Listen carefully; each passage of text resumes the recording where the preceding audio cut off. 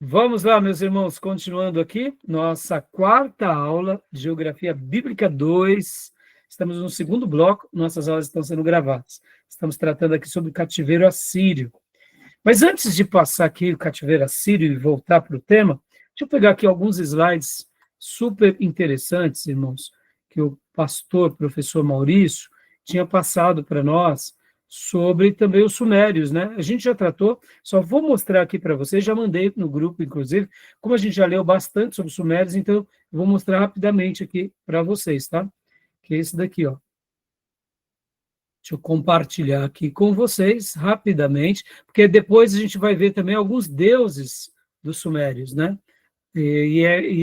Que tem a ver também, não só com os sumérios, mas tem a ver com o que a gente vai falar dessas outras religiões da Mesopotâmia, inclusive da Síria. Então, passando aqui rapidamente esse slide, que é um material que eu já passei para vocês, né? Que é uma síntese de tudo que falamos, né? Inclusive, nós trabalhamos bastante na última aula, inclusive, vocês lembram o que é isso daqui? A gente viu? Lembra? Né, nós mostramos, trabalhamos na última aula, e lembra qual é essa descoberta? Lembram? Vou dar uma estandarte de Ur, tá bom, irmãos? A gente mostrou na última aula esse achado arqueológico maravilhoso, contando aqui as histórias do povo sumério. Então, eu vou passar aqui rapidamente, tá? Ó, só para vocês verem, né? Aqui, falando um pouco sobre a Suméria, né? As descobertas, povo. Não vou ler agora, porque já lemos todo esse artigo, mas depois vocês podem reler, né? Bom, cidades, né? Que são alguns achados, o tabelete cuneiforme, a quantidade de descobertas, né? Isso que é muito legal. Lá havia mais de 50 mil tabuinhas com inscrições cuneiformes feitas no terceiro milênio. Uma biblioteca com 20 mil volumes, que inclui obras sobre direito, ciência, religião. Isso que é impressionante, tá, meus irmãos? A gente já viu tudo isso. Lista dos reis sumérios, né?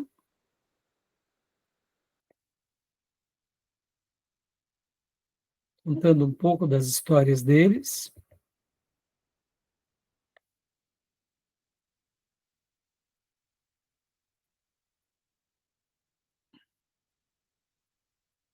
Só passando para vocês mostramos um pouco que era um povo onde a sua agricultura estava concentrada, principalmente na questão dos rios, né? Uma coisa muito interessante, só recapitulando rapidamente, né, irmãos? Lembrando que as civilizações da Mesopotâmia, elas deixam de ser nômades para se tornarem cidades, né?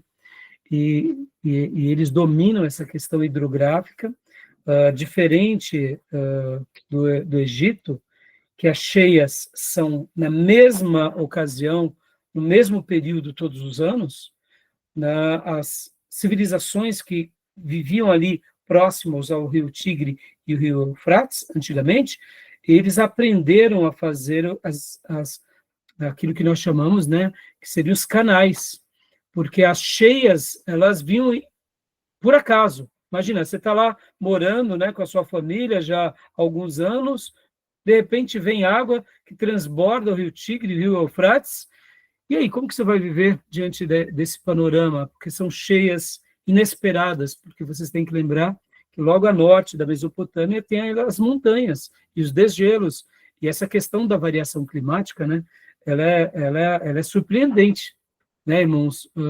Esses dias, inclusive, eu estive vendo um especialista falando sobre essa questão climática. Você vê, são as teorias, né, irmãos? Teorias.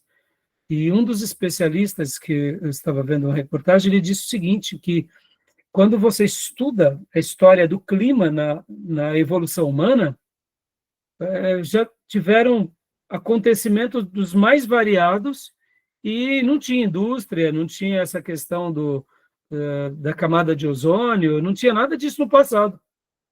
E tiveram secas, que inclusive a Bíblia registra de secas imensas, como foram as secas de José, e acontecimentos na história mundial que o ser humano não estava estragando o planeta. E olha só que teoria interessante, irmãos. A gente sabe que nosso globo terrestre, ele né, a grande maioria do seu território é água. Território não, né? A sua composição é água. A minoria é terra, né? Então, segundo alguns cientistas, essa questão do desmatamento e etc. e tal pode acarretar em outros problemas. Mas o clima você não consegue afetar porque o globo, a sua composição, na grande maioria, é o quê? É água, não é terra. Então, essa ideia né, dos problemas em que o ser humano causa no planeta cai por terra. Quando a gente para, e isso é legal, quando a gente para por um único momento e vai fazer uma leitura do globo, e a gente começa a lembrar do que é o planeta Terra, e essa ideia que eu acabo de dizer aqui para vocês, né, com vocês, de que realmente a gente tem muito pouca participação, irmãos, parece que não, mas é uma teoria que eu acho que é até mais plausível, né? Não estou dizendo que a gente vai destruir o meio ambiente, vamos acabar com as plantas, não, não, porque aí a gente prejudica a gente mesmo. A gente que mora na Terra, a gente precisa da Terra, a gente precisa, né, desse ecossistema trabalhando em harmonia, a gente precisa de tudo isso. Mas mostrando aqui o globo rapidamente, olha só que interessante, irmãos, ó, né? Rapidamente. Vamos pegar aqui o Google Earth, né? Olha só. Quando a gente faz, né, aqui o passeio pelo globo, no primeiro momento, e a gente nota que o planeta, ele é água em alguns territórios de terra, mas ele é água, água, água, água, gelo, e, irmãos, tem a ver. Né? Interessante isso, não? Né? Essa ideia, né? É uma ideia muito interessante, né? Quando a gente para pensar, tá? Não estou aqui querendo defender, né? Mas apenas enriquecendo um pouco o debate com vocês, tá bom? Então, os povos da Mesopotâmia, eles tiveram, querendo ou não, principalmente ali, essas civilizações, eles se tornaram muito competentes na sua hidrografia. Logo, eles souberam criar canais, irrigação, como desviar os rios, para quê? Para quando tivesse cheias, já tinha as irrigações, e nas irrigações eles faziam aquilo que os egípcios fizeram o tempo todo, que é o quê? O adubo, né? Tá bom? Então, só para passar aqui rapidamente para vocês, né? Aqui, ó. Contato de vendas de terras em uma casa, que seria uma placa, né? Mostrando um escrito cuneiforme. Muito legal, né, irmãos? Então, as artes também, né? Então, aqui só para passar para vocês rapidamente, não vamos ler, mas Zigurate de Ur, que a gente já viu nas aulas passadas, tá bom? Que eram lugares aonde não só se adoravam os seus deuses, mas aonde todo o centro da civilidade desses povos eram aqui. Ciência, tecnologia, debates políticos ficavam nos zigurates, aonde os reis, né, tratavam dos seus assuntos, das suas leis, né? A questão da literatura e a questão da religião, né? Como a gente já viu também. Então, só passando rapidamente, deixa eu mostrar agora aqui o outro, que são os deuses sumérios também. Isso daqui é muito legal, porque vai ter tudo a ver com esse momento agora que a gente vai entrar, tá? Deixa eu passar agora aqui esse outro slide. Lembrando que eu já passei para vocês esse material, tá? Os deuses sumérios também, que vem todos os nomes deles e as representações, né? An, céu, os demais, ó, ventos, fertilidades, e aí vai, né? Aqui, os deuses maiores, os deuses menores, tem até o demônio feminino, né? Ainda os deuses menores, semideuses, olha como eles eram politeístas, né? Aqui são algumas demonstrações deles. Olha aqui, instar.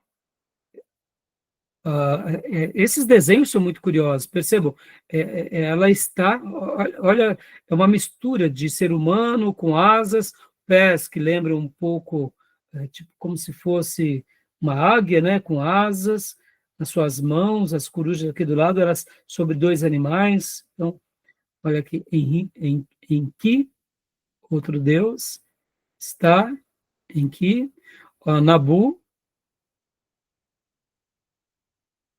outro deus também aqui, Gilgamesh. Olha aqui, o Gilgamesh. Outras inscrições de Gilgamesh. Tiamat. Olha, Inna. Inna. Então, tá? Só para mostrar para vocês, porque, querendo ou não, a gente falou hoje um pouco sobre várias coisas, né?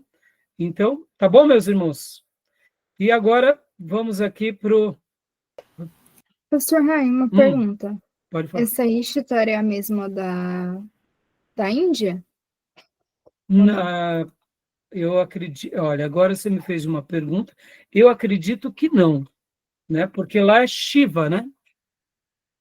Da Índia. Mas, assim, como lá são politeístas, eu não sei te dizer, né? Temos assim, a religião principal da Índia, e temos os deuses principais, né? Mas, assim, como lá é uma quantidade enorme de deuses, né? Eu acredito que não, filha. Eu acredito que não. Mas é muito próximo ali, né? Já já a gente vai ver aqui uma couraça de um soldado assírio e que foi achado lá na China. Aí não se sabe por quê ou como foi parar lá. Se foi uma captura de um soldado ou se foi uma aquisição mesmo comercial, porque se produzia em grande escala essas couraças feitas de couro. Já já vou mostrar para vocês. Tá bom? Beleza, meus irmãos? Tá bom? Então vamos aqui agora, eu vou mostrar aqui para vocês. Então vamos lá. Deixa eu abrir aqui para vocês um pouco, né, dos materiais que retratam o povo assírio, as descobertas, né? Deixa eu colocar aqui. Deixa eu compartilhar antes disso aqui o material rapidamente para a gente fazer uma síntese sobre o povo assírio. Eis, leia para nós aqui os assírios, né? Por gentileza. Os assírios. Os assírios eram povos semitas que viviam ao norte da Mesopotâmia, na região dos rios Tigre e Eufrates. O Império Assírio foi formado após a queda do Império Acadiano. Tá? Lembrando, né, que a Suméria não foi império, era cidade-estado. Os acadianos foi o primeiro império, que foram logo devastados pelo Império Assírio. Percebam como era um império longevo, né, irmãos? Então, continua aqui, irmãos. Onde você parou? Acadiano. Isso. Pode ler para nós, irmão. Ficaram conhecidos por integrarem uma sociedade guerreira, cruel e implacável. Sua tecnologia... Só um minuto aqui. Essa informação, irmãos, ela é importantíssima, tá? Guardem esse detalhe, tá? Essa informação sobre uma sociedade guerreira, cruel e implacável. Historicamente, foi um dos povos mais violentos da história da humanidade. E, inclusive, por isso que quando nós lemos no início da aula passada, hoje ainda, no primeiro bloco, quando nós lemos na Segunda Reis 19, 14 ao 20, quando os mensageiros dos reis assírios chegaram ali intimidando os judeus, falando, né, na língua hebraica, e ali os próprios judeus disseram, não, fale em aramaico, para que o povo não fique com medo. Eles realmente chegavam se impondo, porque eles eram cruéis. Os relatos históricos vão mostrar que eles esquartejavam os seus oponentes pelo prazer de matar. Então, eles iam entrando nas cidades, eles iam esquartejando. Quando não esquartejavam, mutilavam, deixavam a pessoa viva, sofrendo, com crianças, com velhos. Então, assim, eles eram muito temidos. Mas eles conseguiram essa façanha também por causa das suas tecnologias, por causa, né, do seu exército, que era um exército muito bem preparado, soldados. Então, assim, essa informação, não percam de vista. E aqui vai ficar forte essa informação na conquista da tribo do norte, na conquista do povo de Deus, quando é levado o cativeiro assírio. E por isso que a Síria ela tem assim um viés, eu diria, forte na história bíblica, assim como a Babilônia. Como eu já disse, a Babilônia a gente já falou um pouco, não vamos gastar muito mais tempo, até porque depois nós teremos essas informações em introdução ao Antigo Testamento. A gente vai tornar a tratar dos assírios, e ali eu vou gastar um tempo um pouquinho maior falando dos babilônios, tá bom? Então, continua para nós aqui, Reis, essa frase aqui, sua tecnologia. Sua tecnologia foi destacada pelo uso do ferro, cobre e estanho para entalhar armas. No auge do poder, controlavam o Chipre, o Egito, a Mesopotâmia e a região hoje ocupada pelo Estado de Israel. Evidências arqueológicas apontam que os assírios surgiram no fim do terceiro milênio. Terceiro milênio. Além da habilidade bélica, ficaram também conhecidos pela arquitetura integrada por edifícios imponentes destacados na cidade de Assur, Nínive e Nimrut. Então, percebam, irmãos, aqui a questão da tecnologia militar deles. Então, percebam, o uso do ferro, e aqui, ó, cobre, estanho, para entalhar armas. Essa tecnologia, assim como já vou mostrar para vocês, as armaduras deles, fizeram com que eles tivessem um protagonismo muito grande. Por essa razão, na última aula, quando nós mencionamos sobre o período de expansão deles, que, né, como a gente vê a história, né, da Síria, segundo alguns historiadores, falam que começa por volta ali do ano 5.000 a 3.000 a.C., né, em Assur, Nínive e em Calá, foram desenterradas cerâmicas dos períodos dos Hassuna, Samarra, Elafate e Ubaide, 5.000 a 3.000 a.C., ou seja, dando essa ideia de que já existia um povo ali por volta disso. Mas lembrando que, como reino forte, eles são categorizados da seguinte forma: Reino Antigo, 2.600 a 2025, Reino Médio, que é de 1.363 a 912, e o Novo Império, ou o Império Tardio, de 911 a 612. Outros vão dizer de 932 a 611. Então, percebam, é muito grande. Quando a gente pega 2.600 a.C. até 612, dá 3.200 anos de história, como reino, sendo que eles já tinham uma história anterior, que era como povo, como nação, quem sabe como grupo. Então, assim, percebam, né? E aqui, quando a gente fala também dos edifícios imponentes, da questão, né, a questão de cultura, é porque eles eram muito grandes, né, nas suas conquistas, então a arte acaba sendo perpetuada como uma mensagem estampada. Hoje, por exemplo, irmãos, na nossa civilização ocidental, onde estão as nossas artes? Está nas nossas construções, né? O que marca essa civilização? São as nossas construções, as nossas indústrias, os nossos arranha-céus, as nossas estradas. Tudo isso são frutos da nossa civilização ocidental e das nossas conquistas, ou seja, da nossa história, né? e podem ver que as grandes construções, principalmente quando elas são tombadas, o que é um tombamento, senão uma perpetuidade de uma história? É isso.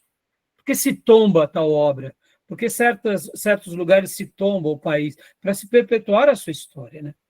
Até os próximos acontecimentos, né? Então, continuando aqui, Reis, por gentileza, né? Só para... Pode ler para nós, Reis? Aqui. Tratavam relações comerciais com os hititas, que atualmente vivem na Turquia, já no século XIX a.C. A atividade comercial é intensificada entre os séculos XIX e XVIII a.C., quando adotam o sistema babilônico nas transações. Nessa fase atuam com os amonitas. Amoritas. Agora, olha só uma curiosidade, irmãos. Lembrando que a descoberta de um povo, ela é melhorada pelo outro povo, que é potencializada pelo outro povo. Então, os assírios estão nesse momento. E agora aqui, pode ler para nós, Reis, por gentileza.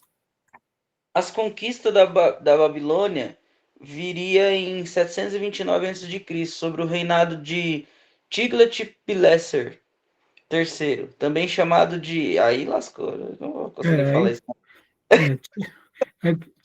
Tiglat-Pileser, geralmente, essa pronúncia eu sei, viu, Reis? Tiglat-Pileser, é assim que eu aprendi, é assim que eu repito, tá?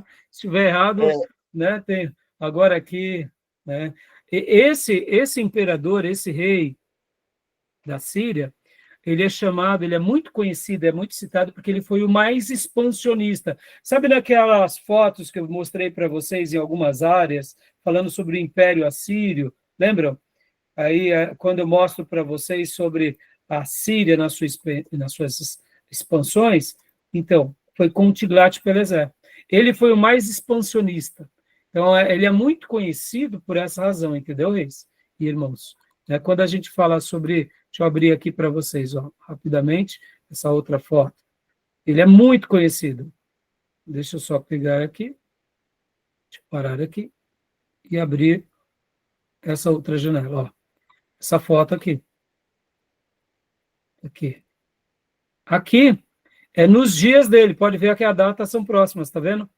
Então, no período, ele é o mais expansionista, tá? Tá bom, meus irmãos? Joia?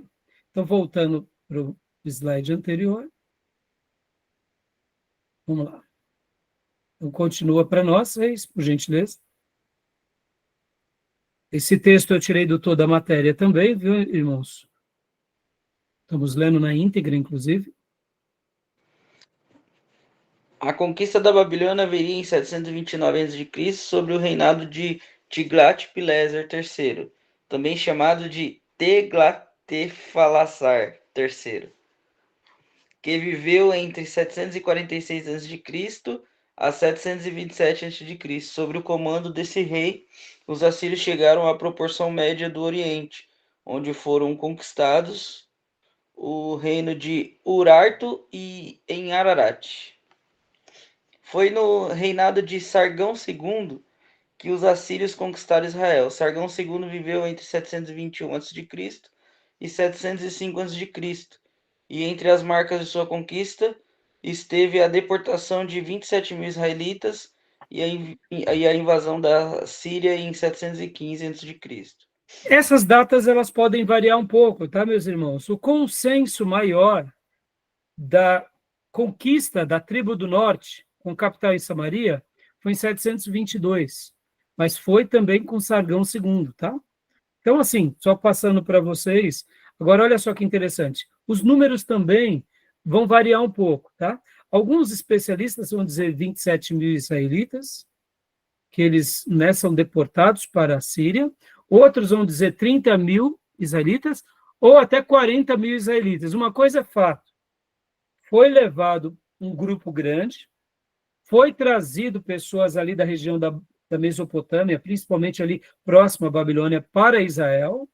Então, houve essa troca, que era característico do Império Assírio criar a miscigenação de povos. Eles tiveram muito êxito ao fazer isso, porque eles misturavam o povo E ali o povo perdia a sua identidade. O povo, quando ele se mistura, ele perde a sua identidade. Então, eles faziam isso com os conquistados, para quê? Para realmente eles perderem a sua história, porque dessa forma eles continuavam vencendo e dominando. Por essa razão que aqui nasce o cativeiro assírio e nasce o povo chamado samaritano, porque uma quantidade enorme de judeus, eles vão agora para a tribo do sul, a tribo do norte, muita gente que não foi deportado vai para a tribo do sul, ou eles são espalhados também nas outras nações. E uma quantidade enorme de pessoas ali da região da Mesopotâmia vão habitar aonde? Lá onde era Israel, principalmente em Samaria. E aí tinha também um remanescente que ficou de judeus ali. Então percebam que há uma mistura muito grande.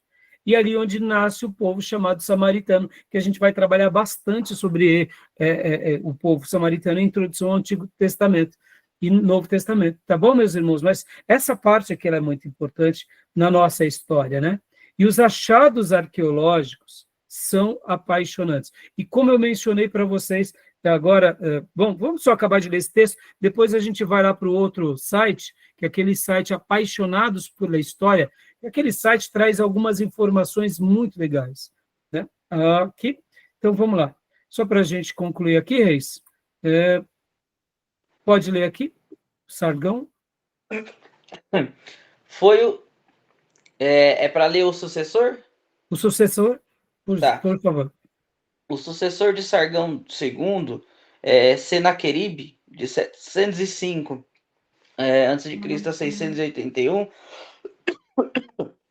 foi o responsável pela transferência da capital para Nínive. Antes disso, a sede em Assur. Senaqueribe ainda tentou conquistar Judá. Ele ordenou o cerco à cidade, fracassou e quando retornou derrotado a Nínive, 2 de seus filhos o assassinaram. Então, como nós vimos hoje no texto bíblico, né? Percebam, irmãos, que até nos assuntos, né, como aqui o professor, deixa eu ver o nome desse professor, aqui, ó. Não está o nome do professor, geralmente ele... Aqui foi a equipe que criou essa reportagem. Aqui são os próprios professores, né, de toda a matéria. Não está dando o nome, eu ia dar o nome do professor. Percebam que é consenso essas histórias, tá? Então, bom, agora aqui rapidamente, leia para nós, Reis, por gentileza, né? Você pode ver, irmãos, que o consenso hoje para nós, citar da Síria, e podem ver, só faltou dar o texto bíblico, né? Isso é um site secular. Isso é muito bom. Só confirma o fato, né? A capital da Síria, como a gente acabou de ver, quando há uma troca, irmãos, de capital para arqueologia, isso é um parque de diversão, tá? É um parque de diversão, porque é um novo império que está sendo construído em um outro lugar, ou seja, marca-se ali uma virada de chave e se documenta, tem muito acervo histórico, né? Então, você pode ver que foi nesse período que foi para Nínive, a capital, né? Tá bom? Então, leia para nós aqui, para a gente estar tentando concluir, Reis, por gentileza. É para ler qual parte, pastor? Toda essa parte aí. Em seu lugar? Hum. Em seu lugar passou a reinar o filho Esar-Adom, chamado também de Assaradom, e que viveu entre 681 a.C. até 669. Assaradom expandiu o domínio assírio até o Nilo e se estabeleceu no Egito. Também reconstruiu a Babilônia, que durante certo período foi a capital do império. Religião. De idioma semita, os assírios eram politeístas e acreditavam em deuses que simbolizavam o Sol e os planetas. Por conta da religião, demonstravam conhecimento na astronomia. Na base religiosa, o deus Sol era representado como um soberano despota e com muita vida farta. Abaixo do deus Sol estavam os servos, representados como comerciantes. Joia. Então, mais uma vez, né, muito parecido com as outras religiões. Então, e eu estou lendo aqui esse resumo, irmãos, que o nosso livro-texto, as informações são mais técnicas. Vocês já estão se familiarizando. Então, lembrando, qualquer dúvida, né, nos procure. E aqui é uma boa síntese para a gente poder estar debatendo e apresentando em classe. Né?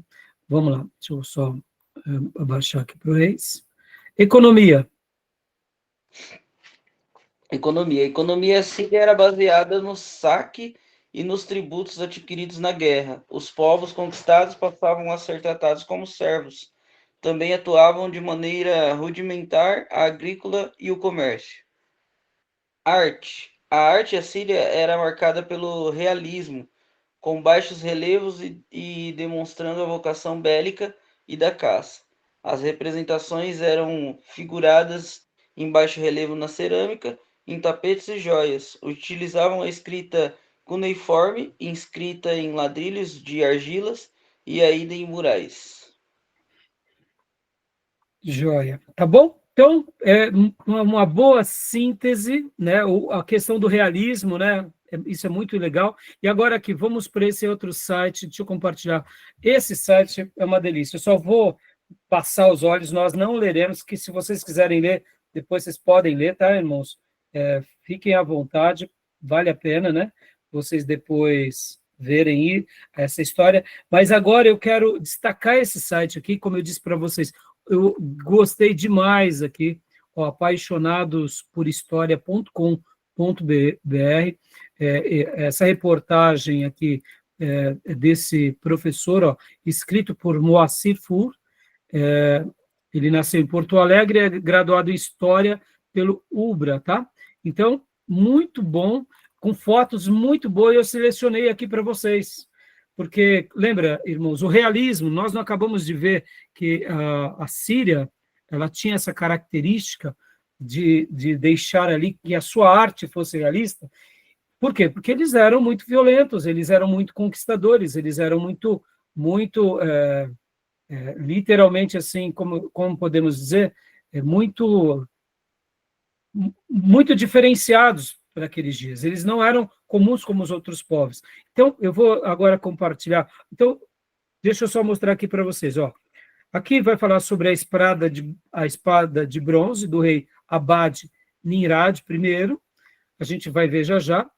Algumas estátuas, olha. Estátua do rei Salmaneser III. Aqui tem todas as datas, tá, irmãos? Olha, essa espada, por exemplo, data aproximada 1307 a 1275. Lembra que eu falei para vocês que havia 3 períodos, né? Então, aqui, 1307 seria ali para o Império Médio Assírio. Aqui, já, essa estátua do rei Salmaneser data por volta do Novo Império, ou Império Tardio Assírio, ali naquele período expansionista. Né? Olha só, essa estátua, a gente já vai chegar lá, aqui seria estelas, né? Já vou mostrar para vocês também.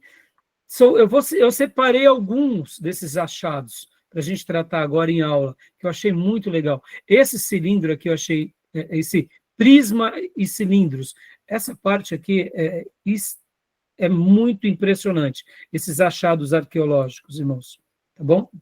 Olha só que achados arqueológicos fantásticos, né? Aqui alguns outros achados menores, que são alguns leões, vou mostrar para vocês já já também alguns leões. Então, deixa eu agora replicar para vocês as fotos apenas, tá bom? Para vocês. Interessante tudo isso, né, irmãos? Deixa eu só parar aqui, deixa eu compartilhar agora aqui, começando aqui com esse daqui.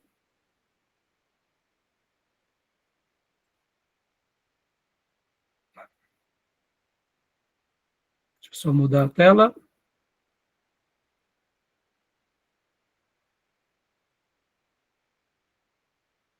Olha só que legal, irmãos. Aqui é um relevo da Câmara B mostrando 12 deuses do submundo, santuário, né, de Izilikalia, na Turquia. Perceba, irmãos, olha a arte, né? Que impressionante. Aqui é a armadura de couro, que eu tinha mencionado há pouco com vocês, do Império Neo-Assírio, ou seja, desse período expansionista, né, do Novo Império, descoberta no noroeste da China. Olha só que interessante, irmãos, olha aqui. Ó. Aqui seria a parte interior, essa parte, e aqui a parte exterior do couro, né? Que eles usavam seus soldados. Pensam, irmãos, aqui, ó. Vou ler rapidamente, ó. Armaduras de escamas protegiam órgãos vitais dos combatentes com uma camada extra de pele sem restringir sua mobilidade. As armaduras eram feitas de pequenas placas, em forma de escudo em formato de linhas horizontais e costuradas em um forro. Devido ao materiais caros e ao processo de fabricação laborioso, armaduras eram muito preciosas e usá-las era considerado um privilégio da elite. Era raro serem enterrados juntos com o dono, utilizando a datação por radiocarbono para determinar a idade do objeto, revelou-se que ela data entre os anos 786 a 546 a.C.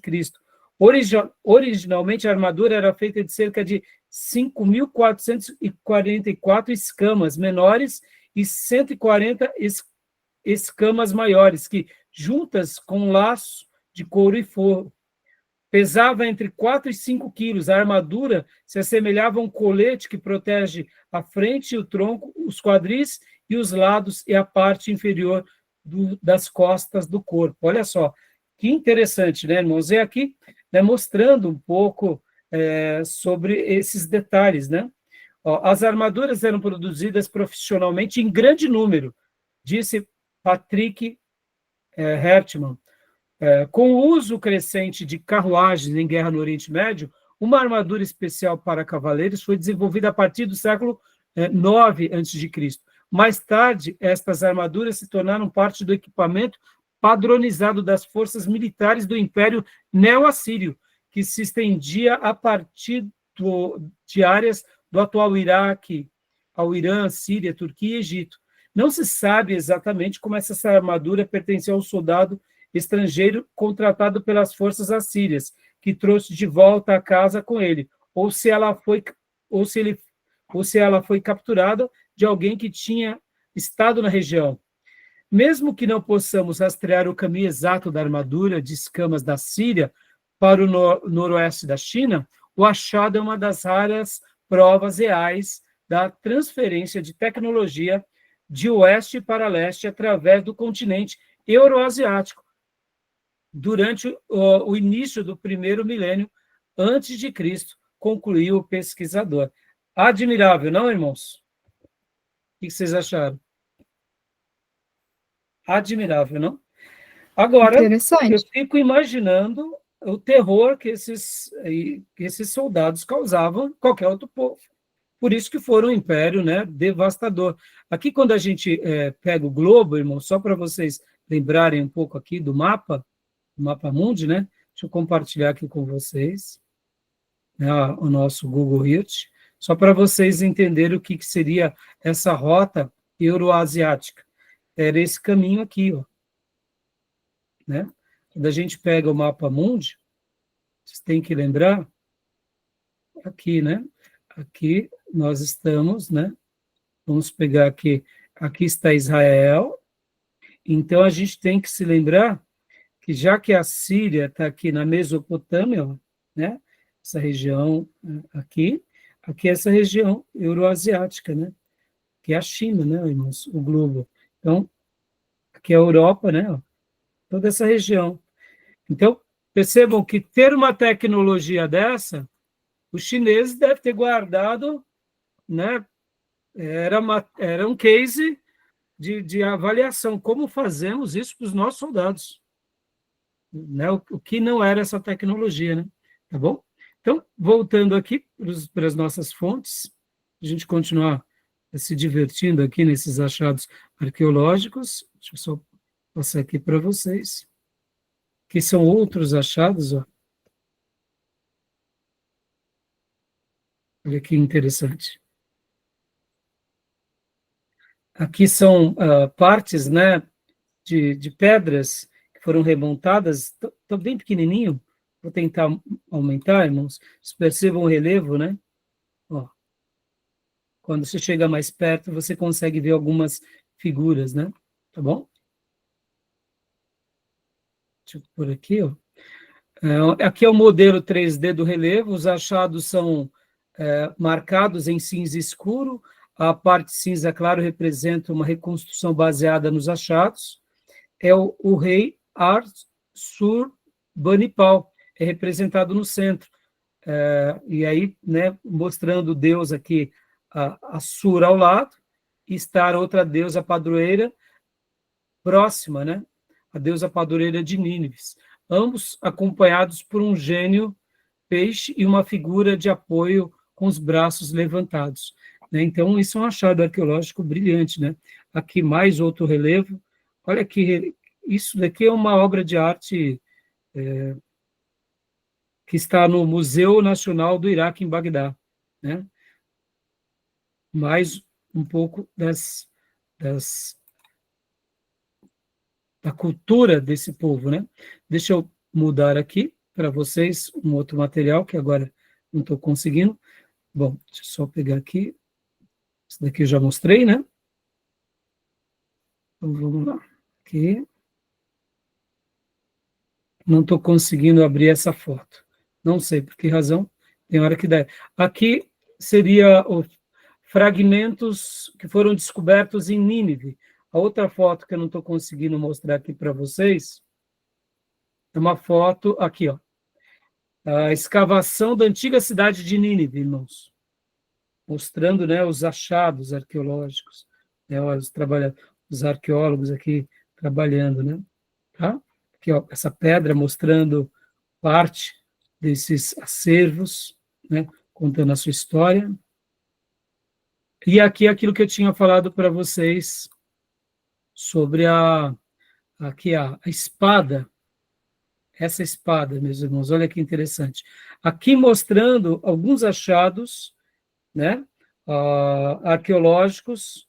Da esquerda para a direita é aquela espada muito famosa, de Abad Nirari, primeiro, a estátua de Salmaneser III, a estela de, aí o nome aqui também é complicado, irmãos, Sanciassad IV, o prisma de Senaqueribe, ó aqui o prisma de Senaqueribe, e o peso do Palácio de Nínive. E aí, vamos ver aqui algumas, aqui, ó, a espada de bronze, eu vou estar passando para vocês esse texto, tá, meus irmãos, para a aula não ficar muito longa, é essa espada aqui de bronze, irmãos. Perceba, irmãos, olha. Lembra que há pouco vocês viram algumas fotos? Vou mostrar novamente. Eles seguram essa espada encurvada. Quer ver, ó? Olha só aqui. A estátua de Salmaneser III, naquele período em que é o chamado Novo Império, né, o Império Tardio. Essa é a estátua dele. E aqui, olha a espada, tá vendo? A espada, né? É a espada deles, né? Também colocado aqui outras espadas, né? É uma espada, é um achado arqueológico fantástico, né? Aqui sobre as estelas, a data aproximadamente do século IX ao VII, né? E aqui mostra um pouquinho o que seriam essas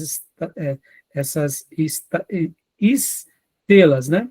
À esquerda, a estrela do rei babilônico, irmão do rei assírio, à direita, a estrela do rei assírio.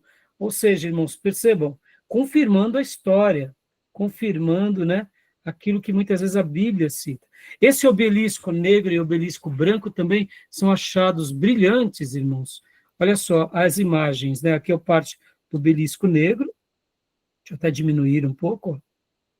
Ele tem 1 metro e quase 2 metros de altura, está no Museu Britânico. E aqui o obelisco branco, também de 2,8 metros de altura, né? O prisma e os cilindros, que eu achei fantástico. Leia para nós aqui, irmã Elisângela, o prisma. Data aproximadamente 1º milênio antes de Cristo. Leia essa parte para nós, por gentileza. Irmã Elisângela. Ou pode, então, ler a irmã Beatriz. Tá bom? Desculpa. Consegue ler? Foi nada. Sim, peraí. Prismas e cilindros. Data aproximada, 1º milênio. A utilização de objetos em forma de prisma ou cilindro se tornou comum a partir do início do 1º milênio antes de Cristo. Para a gravação de anais reais, há anotações muito longas. Ao contrário de placas de argila, esses objetos fornecem várias faces, permitindo que a escrita seja muito mais extensa. Essa prática vai permanecer no período neobabilônico e será mantido até pelos persas. Os transportes e armazenamento desses objetos era facilitado através da colocação de um furo que transpassava o objeto, permitindo que um pedaço de madeira fosse inserido dentro dele. Observe a última foto no slide abaixo. Pedi para a irmã ler aqui, irmãos, porque aqui retrata as conquistas desse império, perpetua. E muitos dos fatos bíblicos, ou alguns deles, que a Bíblia cita, vocês vão ver, por exemplo, há um achado arqueológico muito famoso, a gente vai trabalhar bastante nas aulas de introdução ao Antigo Testamento, que é o rolo de Ciro, o grande imperador Ciro, que a Bíblia cita. Eu sei que esse nome era um nome muito comum dos reis medos e persas, mas a Bíblia vai falar, inclusive, de Ciro o Eleito, que se torna uma figura mundial até, e o rolo de Ciro, ele é um achado também, que é um desses principais, só que aí é um pouco mais para frente do Império Medo-Persa, mas esses daqui é muito interessante, né? Então, deixa eu voltar aqui para mostrar para vocês, né? Olha só, pode ler para nós, irmã, olha que legal, dá para ler? Aqui, ó, deixa eu aumentar, olha aqui. Conhecido como prisma de Taylor ou prisma de Senaqueribe. Esse prisma de argila hexagonal lista as campanhas de Senaqueribe até o início da sua guerra final contra a Babilônia e inclui uma descrição do tributo recebido de Ezequias, rei de Judá em 701 a.C., 38,1 centímetros de altura, 16,5 centímetros de altura, cerca de 691 a.C., no Museu Britânico. Olha que fantástico, meus irmãos. Isso daqui, meus irmãos, é aquilo que eu falei para vocês, é tudo coisa recente na história.